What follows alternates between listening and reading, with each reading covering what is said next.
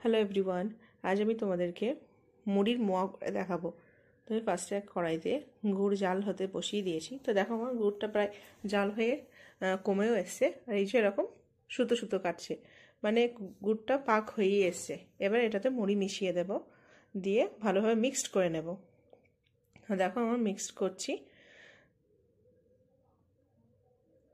তো মিক্স করা হয়ে গেলে একটা জায়গায় ভালোভাবে খেলিয়ে নেব, না হলে গরম থাকলে লাড্ডু করা যাবে না।